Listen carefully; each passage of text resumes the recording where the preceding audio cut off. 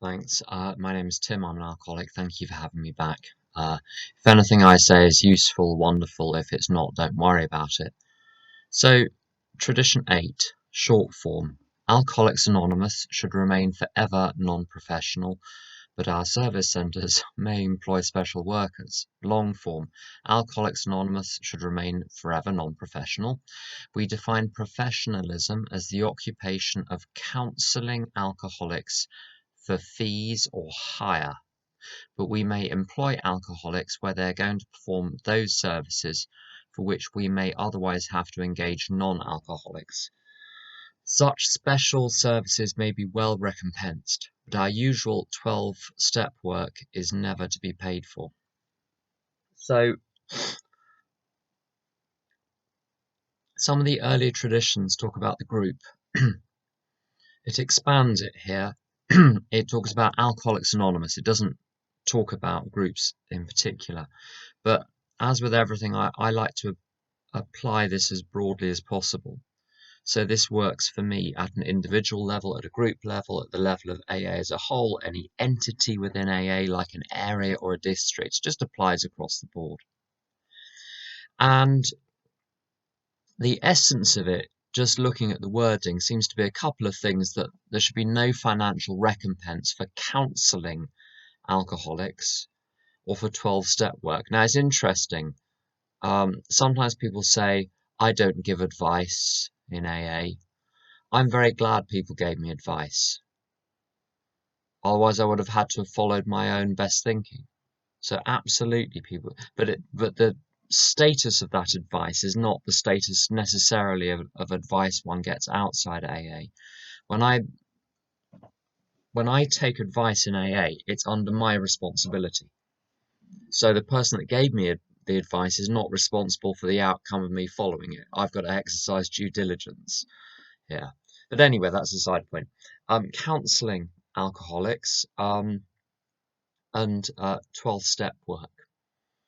And it talks about fee or hire. What I've been shown about this is a fee is where someone pays me to carry the message to a third party. Hire is where the person themselves who wants help would pay me for the help.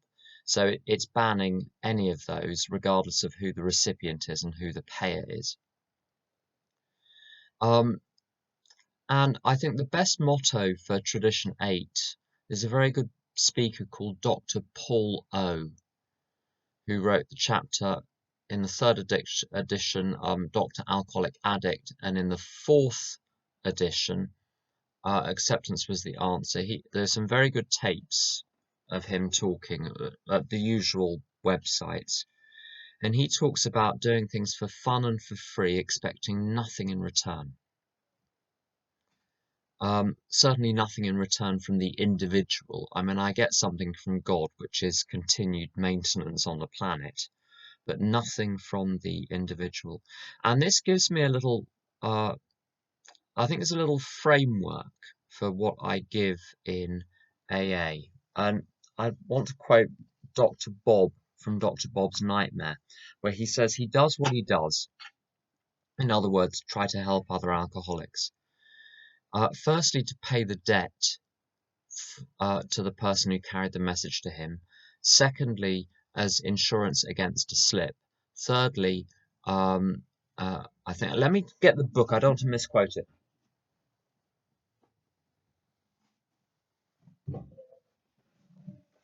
I think there's something about moral obligation in there. Let me just check. Where are you? Yeah, sense of duty, he puts it. That's how he puts it. The duty to the people who are coming in now, and it's a pleasure, he also says. So, at worst, I do what I do in AA. I've been sober since 24th of July 1993, and a lot of my life today, I mean, I have a job and everything, but a lot of my life revolves around recovery-related activities. At worst, I'm doing it in enlightened self-interest. It's a phrase from Don Pritz. which means I know which side of my bread is buttered. If I want to stay sober and thrive, I've got to do this. Now, that's not the best motivation in the world, but it will do.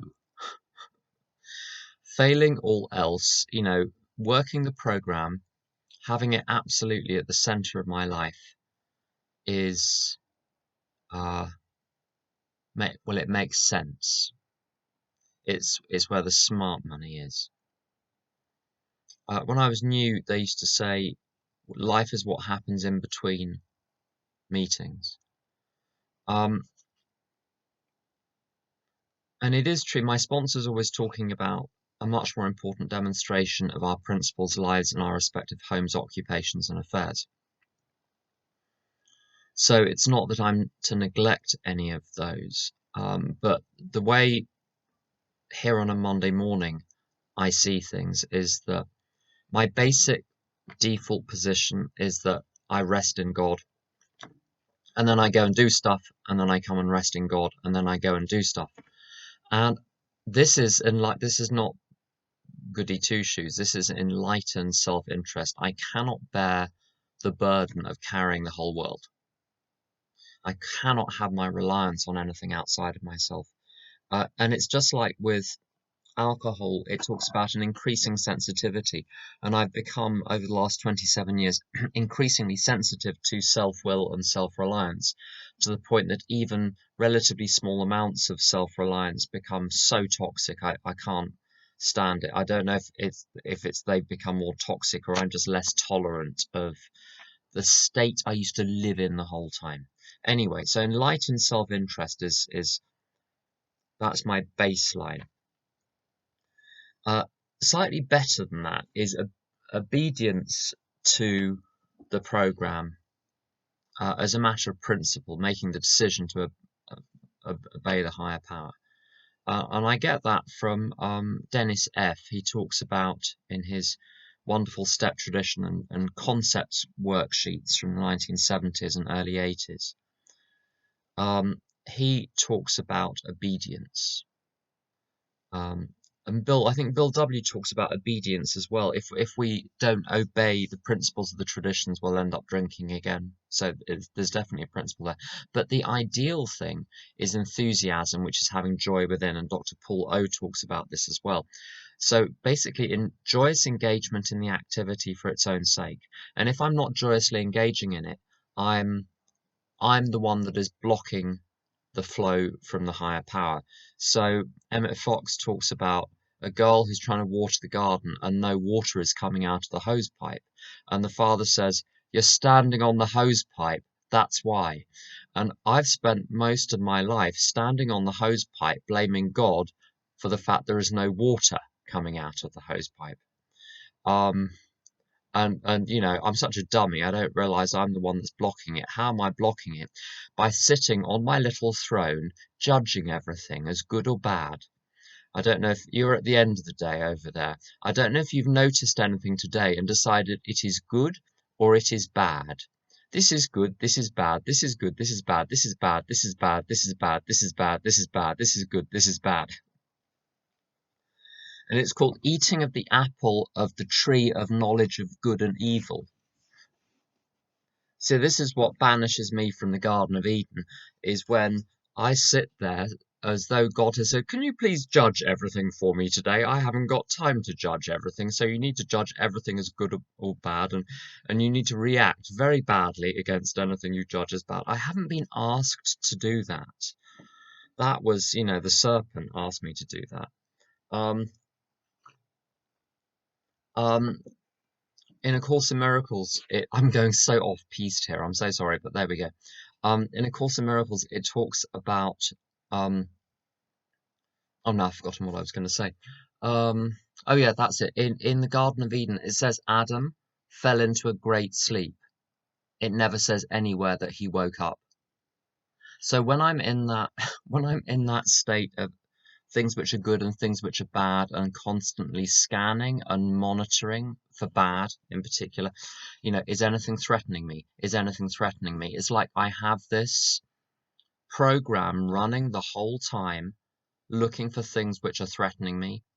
and then jumping like I've got an electric shock when I find something that appears to threaten me. Like an email coming in. Oh my God, what's it gonna say? Um, in a work context. I know you're probably all very calm at work, but I occasionally react emotionally to incoming emails. Um, and that sleep, um, is what the program is supposed to wake me up from.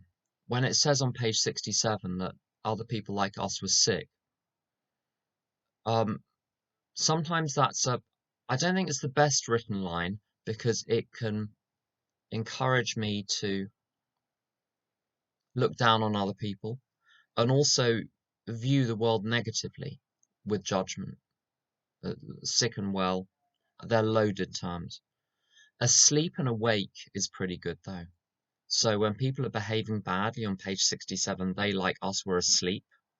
Now, okay, now that's something that's non-judgmental. So the enthusiasm and the zeal is something I wake up to. So I've got to wake up to three things. I've got to wake up to the fact the higher power is surrounding me at all times, and that's all there is. Secondly, that I am love and everyone else is love as well. Even, well, let's not name names, but even, whoever is made of love. You have to squint sometimes, but you'll see it. It's there. And I have to wake up to my purpose, which is to wake up. So waking up, I've achieved the purpose, and then to help others wake up. So that's the ideal, enthusiasm and zeal. But I can fall back to obedience when that doesn't work, when that's just not there, and I can fall back to enlightened self-interest when when I can't muster obedience for its own sake. So the employment of alcoholics, where I'm aware of it in Great Britain, we've got various AA offices where alcoholics are employed. We also get people who are employed to do or contracted to do ad hoc roles, so producing videos, coding for websites or apps. And although the tradition says we may employ alcoholics where they're going to perform those services for which we may otherwise have to engage non-alcoholics, with lots of those jobs, like the person at the General Service Office who organises the conference, I think they're in AA. I think most of the people in the office are in AA because it really helps to understand it and not to have really basic stuff explained. So it often makes sense. This kind of goes outside the tradition, but it does make sense to have AA people, like the general secretary and the telephone office managers. Um, And I've seen instances of AAs doing work for nothing for AA. As long as everyone is happy with it, it's fine. There should never be any obligation. And so I've seen people who are auditors in AA, like just as part of their service to audit the accounts of a convention or something. And they're not issuing a formal audit opinion, they're just informally reviewing the accounts on behalf of the region or whatever. Lawyers who give informal opinions, a bit of guidance to help a region or an intergroup ask the right questions of the actual lawyers. But there should never be any reliance on that because it's like, when you get a tea person who buys lots of very extravagant cakes and biscuits and snacks and things, and then says, oh, I won't I don't want any money for that. No, I don't want that. And then they rotate out, someone else comes in and they start asking for expenses because they can't afford to fund the tea and coffee themselves. And then the group suddenly discovers it's not been collecting enough money as it's been going along to cover what it's become accustomed to in terms of refreshments and so on. So it's important to be very careful about doing things for nothing for AA, where it's things which are normally someone would normally be employed. And a good example is coding for apps and things, because then you become terribly reliant on that individual. And the region, for instance, which has got, or intergroup, which has got its own app, is not getting used to the fact it has to be fully self-supporting. So tradition 7 and 8 are really linked. If we're not hiring people to do work which people should be hired to do, we're not getting a true view of what it means to be fully self-supporting. We're becoming over-reliant on the contribution of a few members, because that can be worth hundreds of pounds or even thousands of pounds of someone's time. So, and I've seen problems arise because of that. So an example, was an app where there was no budget to continue funding the person to look after it, and the person who'd been looking after it had been looking after it for years, was no longer attending the region. It became very, very difficult. If it had been properly funded from the beginning with hiring someone to do it, the problems wouldn't have arisen in the same way. Well recompensed. It talks about this being well recompensed. And that's, I think, for lots of very obvious reasons. It's the moral thing to do. It means that if you pay someone properly, you can ask them to do things. If you're underpaying them, you feel nervous about asking them to do things or go above and beyond. And also, it's part of the fully self-supporting thing of having. So this is again another link between 7 and 8. So in tradition 7, if a venue is subsidizing a meeting, you end up with an invisible obligation towards the venue. And it's the same here. If you're not paying someone enough, they're giving something to you, and there is an invisible obligation to give something to them back. Another aspect of this, it's kind of related, is paying people's expenses for travel to conferences, for instance. I mean, formal AA conferences. I don't mean that, the jamborees and the so-called Woodstocks and all of those. I mean the service conferences and intergroup meetings. I know in parts of Australia people have to travel hundreds of miles or more perhaps to go, and one must fund that, otherwise it excludes people from service. And that really comes under the heading of tradition 8. You're not asking for something for nothing. What else have we got? So application in sponsorship. I mentioned this before. I don't like to receive anything back from sponsees. I think I mentioned it last week that there's often a sting in the tail. So even coffee or dinner, with some people, if we would meet at a particular time, we would take turns, but we were very strict about taking turns, and the person wasn't a newcomer. I would never do that with a newcomer. Don't encourage gifts by accepting them.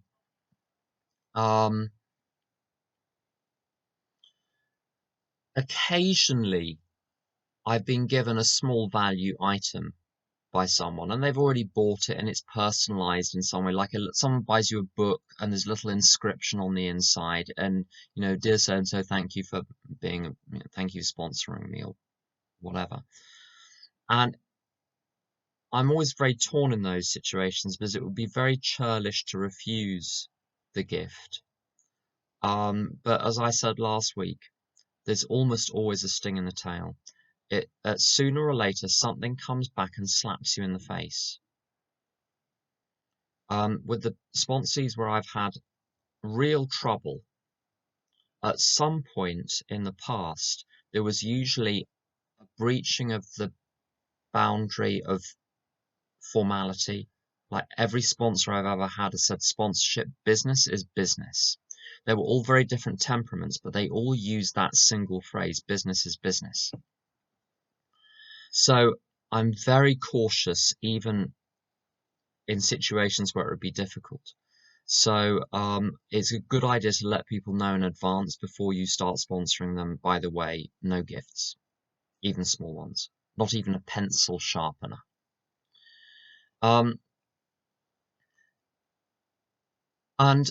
what can happen if Okay, so the flow must be from me to the sponsee. And yes, I get something back, but it's not from them, it's from the higher power. As soon as the relationship is contaminated in any way by even friendship coming back, it says in the big book that we offer them friendship or fellowship, but that's after they've turned down our offer of sponsorship. It's very interesting that it doesn't say you become the best pal of your sponsee.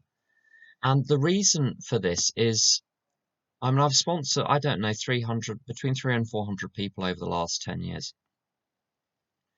And my sponsor does not think that's enough, by the way. So there are some common, if you sponsor enough people, you'll see patterns regularly enough to recognize that they're part of the deal. They're part of what happens if you sponsor a bunch of people.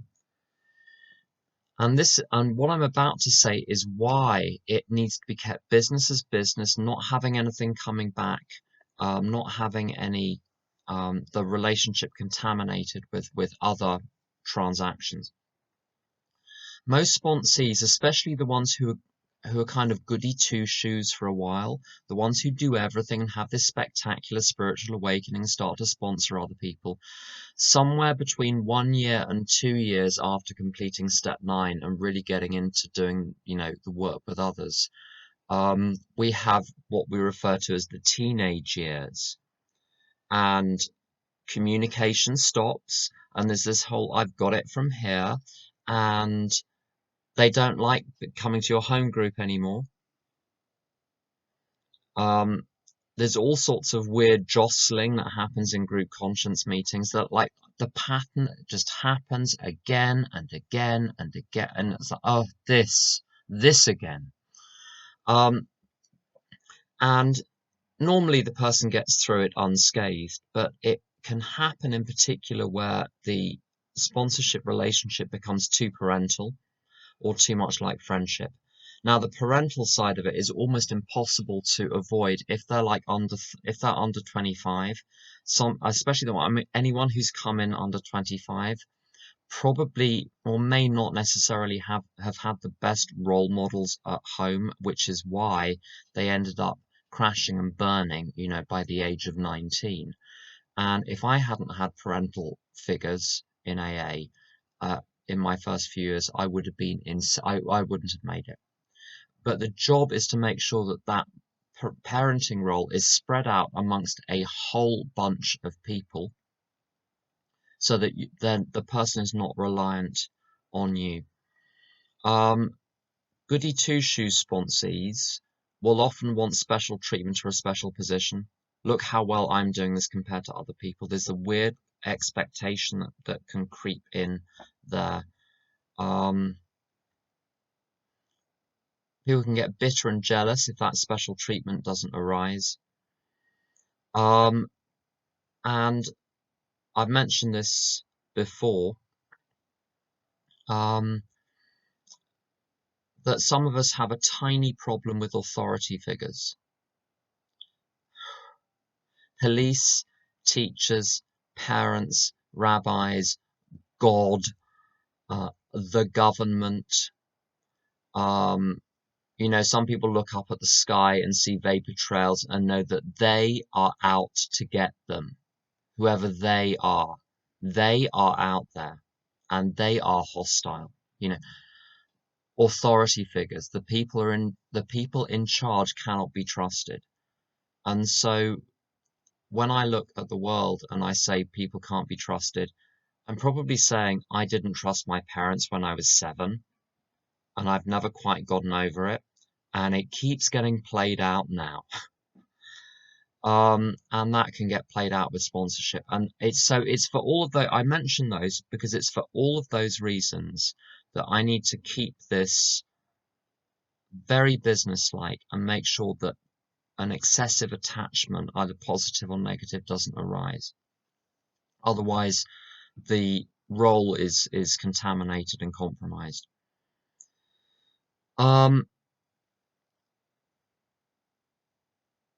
And I think it's important to recognize that although my sponsor has been indispensable, my current sponsor has been indispensable, that what I've got from him has actually come from the higher power. He's the channel for it. He's not the source. And my sponsor said to me a few years ago, never mistake gratitude for the benefits of the program for personal gratitude. So when a sponsor is grateful, you see, this is part of this non-professionalism. What has this got to do with tradition 8? Um, uh, is not, even though people can be grateful, that's fine, it's very nice. But I don't take gratitude personally. If I do, I'm accepting something back for what I've given to them. So obviously, once you're very polite. When people say thank you very much, you say, well, you're welcome anytime. So you don't rebuff it. But I don't let it through the membrane onto the inside. Because their gratitude is towards the higher power and the program. I can't, if I'm taking responsibility for what they've got out of the program, I'm breaching tradition 12, the principle of anonymity. So we're not the substitute for the higher power. As I've said before, I'm not the food, I'm not the chef, I'm the dinner lady. That's all. Um, and if we position ourselves as the source, first of all, they're always going to get bitter because we're going to disappoint them at some point. So that's why I'm redirect to God, redirect to God, redirect to God, redirect to God. And this is set out in the big book, I think, on page 98. The minute we put our work on a service plane, the alcoholic commences to rely upon our assistance rather than upon God. He clamours for this or that, claiming he cannot master alcohol until his material needs are cared for. Nonsense. Some of us have taken very hard knocks to learn this truth. Job or no job, wife or no wife, we simply do not stop drinking so long as we place dependence upon other people ahead of dependence on God. So that's why I'm very careful not to allow dependence on me and to redirect the whole time. Which means don't do for them what they can do for themselves. Push back. If they ask you to do something, like someone said to me the other day, they asked a question, blah, blah, blah, blah, blah, blah, blah, blah, blah. And I said, the answer, this is someone that's been in AA for a long time. I said, the answer's in the book. Go and look it up. They said, what page? Oh, oh, so I'm to take time out of my day to find the page for you so that you can get on with something more important. Oh, I'm your page finder now, am I? Really? That's putting our work on a service plane. That's an example of it. If I do something for them, they can do for themselves. And I mentioned this before. I've got one sponsee who's a friend, but it's such an exceptional circumstance, and it's to do with the history of how the sponsorship came about and the friendship came about. Uh, every other time it's blown up, so I don't do it anymore. I keep friends over here, sponsees over there, ne'er the twain shall meet. Partly so I can say, so if I want friendship back, that's part of the payment. If I'm being paid for the sponsorship in friendship, I'm going to get frightened. I will lose the friendship. I will lose their respect. I will lose they're going to start bitching about me at meetings, and it stops me from saying what I need to say. And so I've got to be very careful of siding too readily with my sponsee's point of view. And I've done this in the past. I've co-signed because I like the person. I like them. I identify with them. I co-sign their victim stance in a particular situation. And it doesn't do anyone any good. I need to be detached enough to not get emotionally involved. Jim Willis always says, and Chuck Chamberlain, that if you get emotionally involved in the problem, you're sunk. You need to rise above the problem. And that's true of problems in the world, problems in politics, problems in everything. I need to be above the problem if I'm going to be part of the solution. There's another point as well to do with step 5 and professionalism, The reason step 5 works is because the other person isn't being paid to be nice. So when I've had therapists in the past and professionals who've been trying to help me, because it's their job to be nice to me, I don't know if they're being nice because they're being nice, or they're being nice because it's in their financial benefit to be nice and continue to have me as their ward, their charge, their patient, their whatever. So when I've taken step 5 and the person still wants to have contact with me afterwards, that means a lot. And that's the big healing thing in step 5. It's not, although this might be some analysis, basically it's about revealing everything and realizing you're okay because the other person is okay with you. There's another aspect as well, which I find very interesting. Non-professionalism in the non-financial sense.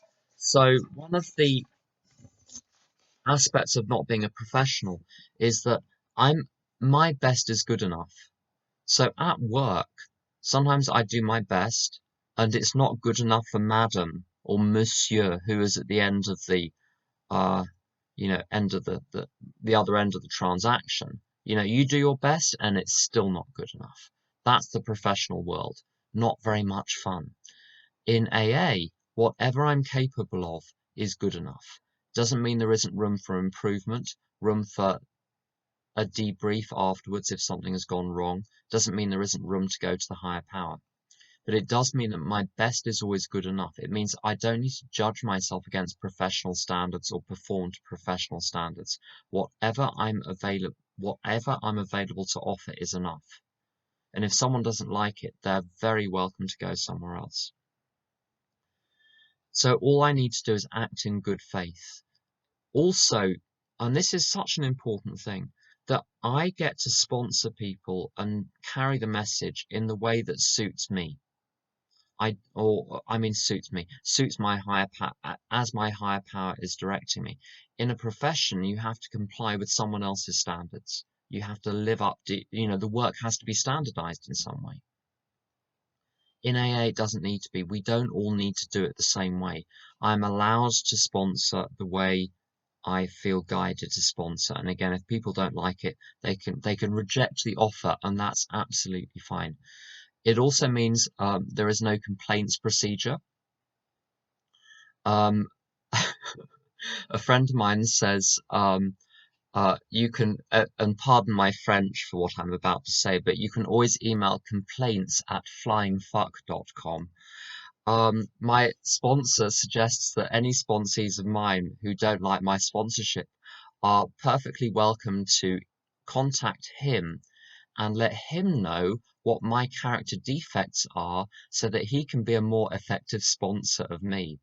And a couple of people have taken him up on that, let me tell you. We laughed. They didn't try it twice. That's all I would say about that.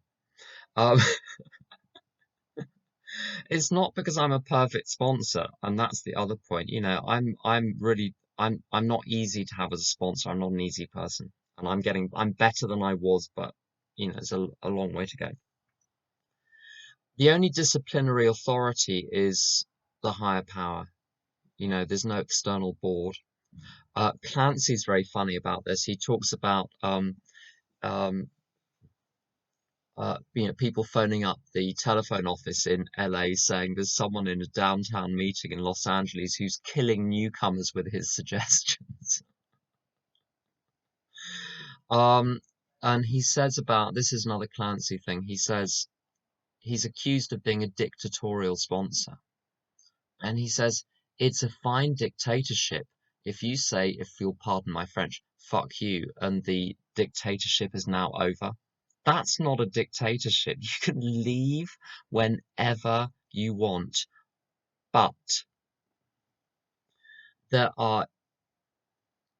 it's got to be clear to my sponsees that if they stop being my sponsee, they're still totally welcome at my home group. There's no implicit sense that the sponsorship is tied to the home group or to anything else.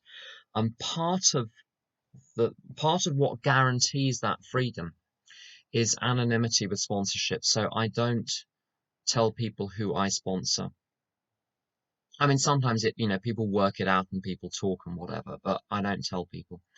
And if a sponsor is speaking at a meeting, from the floor, I don't say, "Oh, and I've watched you since you came in and you've done so well and it's been such a pleasure to sponsor you," none of that crap. And vice versa. You know, uh, when my sponsor if my sponsor was speaking, I would not do the same. I would not reveal to the room that this is my sponsor, so that we're all on a level playing field. Um, what else is there? So the only authority, this comes from the concepts. The only authority is whoever delegates the job to me. So it's the higher power, even though someone asks me to sponsor, it's the higher power who delegates the job to me. And so it's up to my higher power to censure me, to redirect me, to reorganize or replace. Those are the four things that a delegating authority can do: censure, redirect, reorganize, or replace. So when there are problems in the sponsorship, although I will obviously listen to, if a sponsor is upset and doesn't like how it's working, I'll listen. Of course I'll listen, but I'm accountable to the higher power, not to them. And also this is the other thing about non-professionalism. Every profession has a structure, hierarchy, and there's no structure or hierarchy in sponsorship. There's just sponsor and sponsee. There aren't super sponsors, there aren't newcomer sponsors. There's just sponsors. I remember that old Frank once a year would say something that would make me prick my ears up. I won't tell you what the rest of the year was like, but anyway, once a year he was great. I liked him. I still like him, but he says he hears about this thing in AA. Men sponsor the men and women sponsor the women. How about alcoholics sponsor alcoholics? What about that as a slogan? And I thought I like that. Now there's sense in the men and for the men and women for the women, so I'm not having a go at that, but I like the sense that there isn't a hierarchy or a structure here. And there are no experts. So there are some people with more experience and understanding and effectiveness than others, but that's acquired over time. There isn't. You can have a super effective sponsor who's like 6 months sober or 3 months sober because it's the higher power working through them, and God draws straight lines with broken pencils. So even if the pencil is broken, you still get a perfect result. Okay, so here's the vexed question in tradition 8. Is it okay to work in the recovery industry, stroke treatment industry, as a counselor of alcoholics? This is such a common thing. Now, according to the tradition, yeah, it's fine to counsel alcoholics as long as it's not linked to AA, as long as you're not doing it under an AA banner. I mean, if you're being paid, that is, you don't do it under an AA banner. But experience, since the tradition was written, has revealed a few problems. And I can't tell you how many sponsees or friends I've had who've had problems because of this. Now, it doesn't mean the problems can't be solved, but it doesn't mean they're not there. Just because the problem can be solved doesn't mean that it isn't a problem, and it doesn't mean that the problem can necessarily be solved in that individual. I've seen cases where people have just had to back out of the whole treatment industry for some of the reasons I'm going to share with you. It's very difficult to draw a firm line between AA experience and everything else. To not bring everything you've learned in AA into another domain and be paid for it. Now, I teach at a university, which sounds grander than it is. They put me in front of a bunch of people and I talk and I go away again. That's what I do.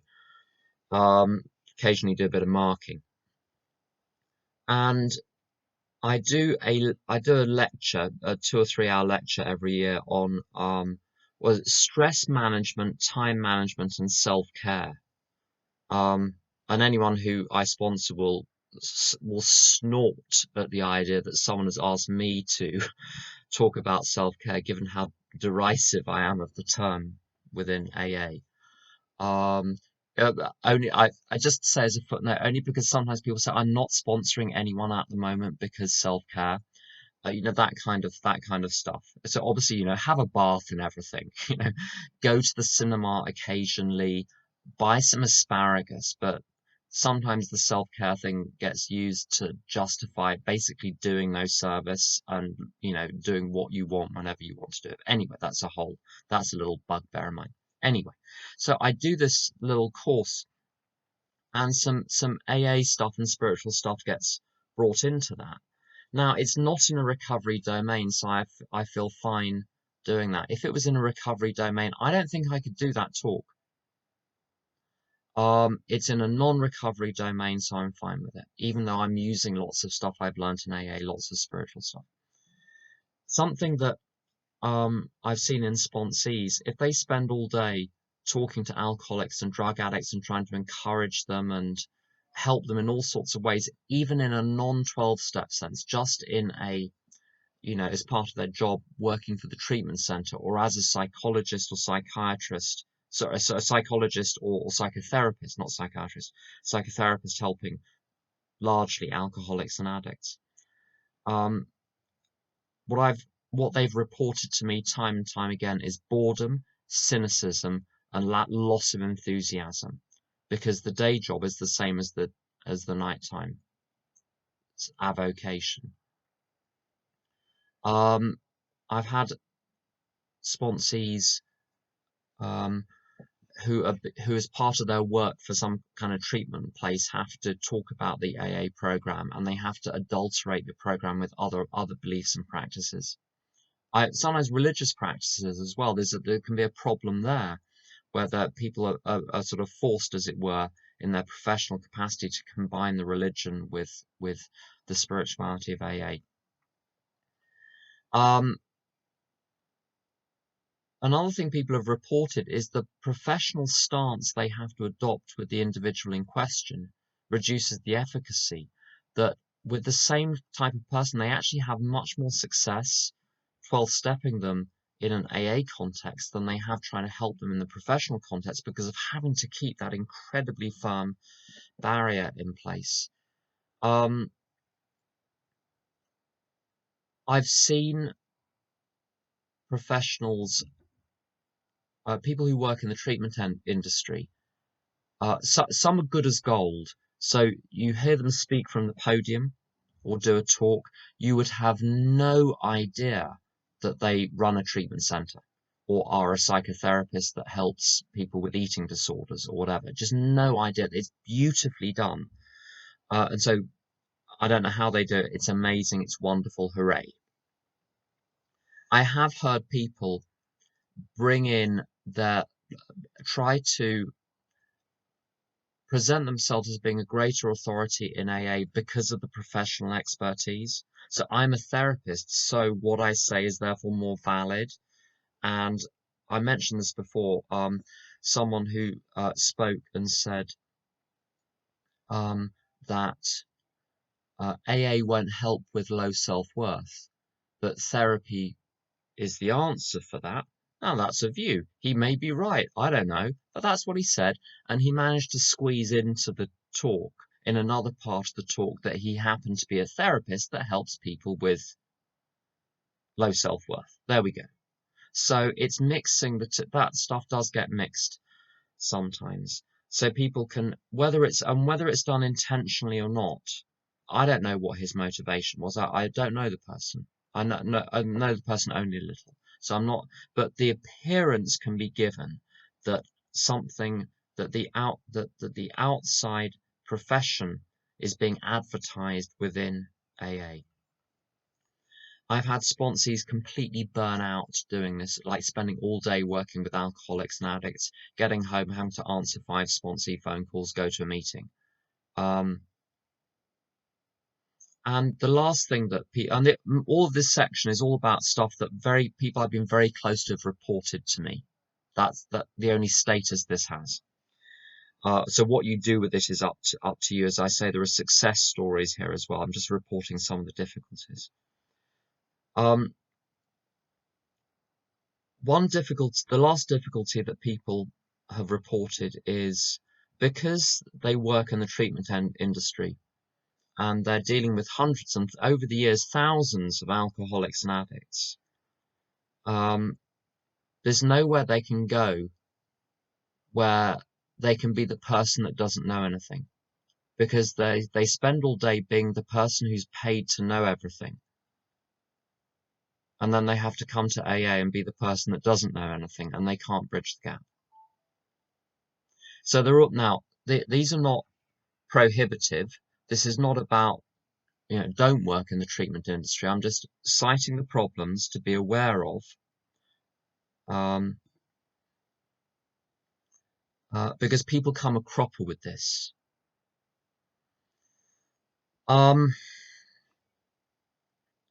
couple of tips I've got from friends of mine about how to do this safely is don't do jobs that require core AA activities.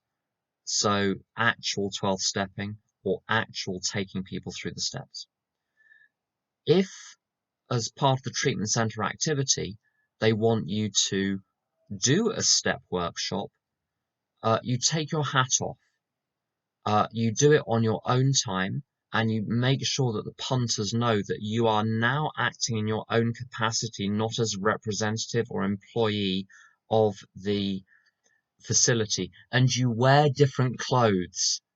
You don't wear your work, people actually physically change their clothes, wear something much more relaxed to do that, so that people know that they're talking in a different capacity.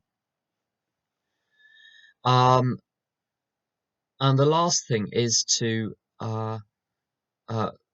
keep a boundary between the AA stuff and everything else, but keep the AA stuff going as though you didn't have the day job in treatment. Some people come a cropper because, this is friends of mine that report this again, because they do less AA because they're doing all of the treatment stuff during the day. And there can be a danger in that. I'm going to mention a few things about Tradition 8 in life. So this is the Dr. Paul O. I've really talked about it already, but I'm just going to go into more detail. So, applying Tradition 8 in my life, to give of myself for fun and for free. If it's not for free, it's not for fun. If it's not for free, I think as Churchill said to someone, "We now know what you are, madam, we're just haggling about the price."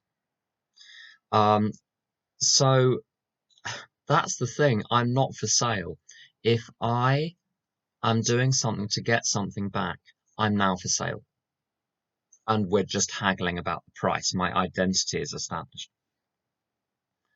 And this is supported in the big book. One of my favorite lines from page 128, giving rather than getting will become the guiding principle. Now, if I get something back, to recognize that it comes, although I express gratitude in the material realm towards them, what I'm getting is coming from God. It's not coming from my efforts or from your efforts. The higher power is invoked, and then it comes through you because of how I'm interacting with you. But there's a danger of self-reliance when things go well to take the credit for it. So I've always got to give the credit to God. There's an image that gets used in different traditions of giving from abundance. And what this means is, if you have the image of an overflowing pot or an overflowing fountain, my job is just to be the overflowing pot or the overflowing fountain. And then if people want to take the spare water that's flying out of the top of the fountain, that's up to them. This is different than how the world operates, where if I give you a physical item in the world, I have less of it. If I give you my cabbage, I'm now one cabbage down. The kind of giving that we get in AA, that we get to practice in AA, it's like the flow comes from God out of me towards you. So anything I give you is actually encouraging the flow. I'm not weaker or poorer for it. That's very important. If I feel drained or poorer for what I've given. It means I've been giving from me, not from the excess abundance I'm getting from God. And there's something wrong there. That's a sign of self-reliance. If I'm tired, I've been self-reliant. And I've been really tired recently, so I must have been really self-reliant. I know that now. I know it's not to do with anything going on outside of me. It's to do with me. Other points in relationships. Stop counting what you, this is the advice that was given to me. Stop counting what you get back. Who said it should be 50-50? Where did that idea come from? Did the person who suggested that relationships are 50-50, did they have a good marriage? Oh, you don't even know if they were married. Okay, good. Now we've got that one clear. And I mentioned this before, but it's worth saying again. Dr. Paul O talking about if you try and give 50-50 in a marriage, you give your 50, it looks like 30% to your other half. And the same works the other way around. So you don't get 50 plus 50 equals 100, you get 30 plus 30 equals 60, and you're both in deficit. So my aim is to give fully of myself for fun and for free, expecting nothing in return, hoping that from the other person's point of view, it looks like 50 or slightly above, and then we're fine. So my great concessions to the other person, from his point of view, look like me seeing sense. I think it's some great yielding or flexibility. For him, it's the first sign he's had in 6 weeks of a shred of sanity. So lots of what I'm giving is not it. All I'm giving up, actually, when I'm giving sometimes is my sense of entitlement and my insane rules and demands. In work, so tradition 8 in this is the other thing. Sometimes people don't want to give up basically their lives for the other person.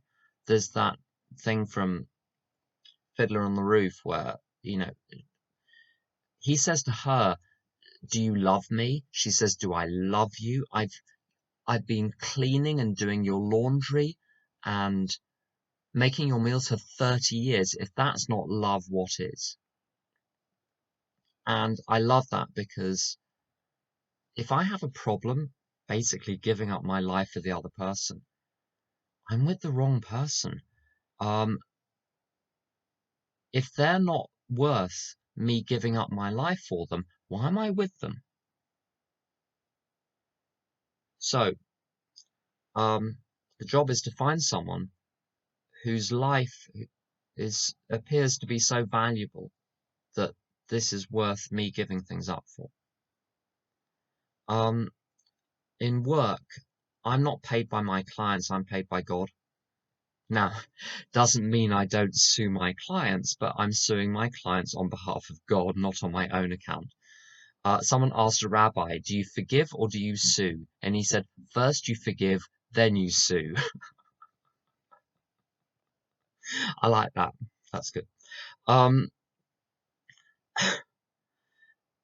the important thing about being paid by God is it means I don't need to compromise my ethical standards because I'm frightened that there won't be enough.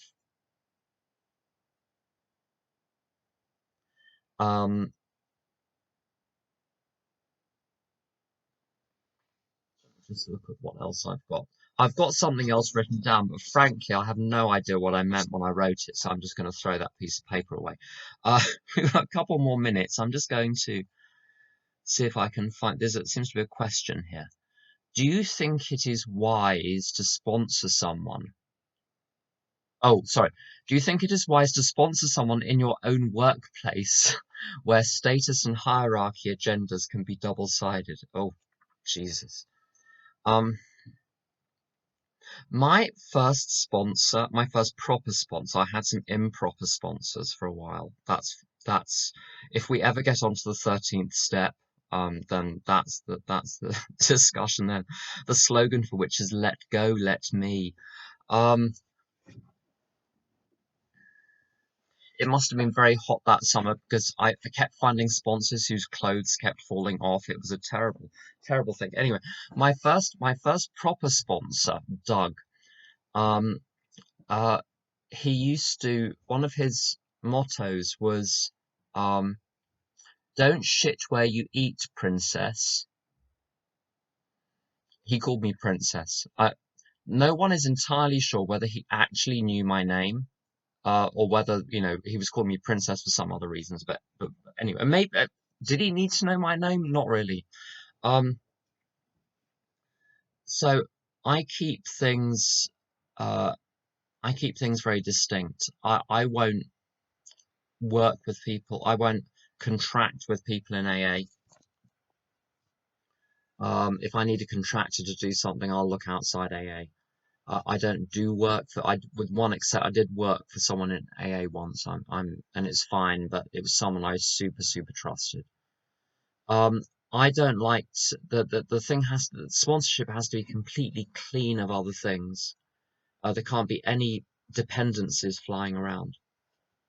So I wouldn't sponsor someone, in my workplace. What, there's a little motto, um, uh, whenever anyone reaches out for help, I want the hand of AA to be there.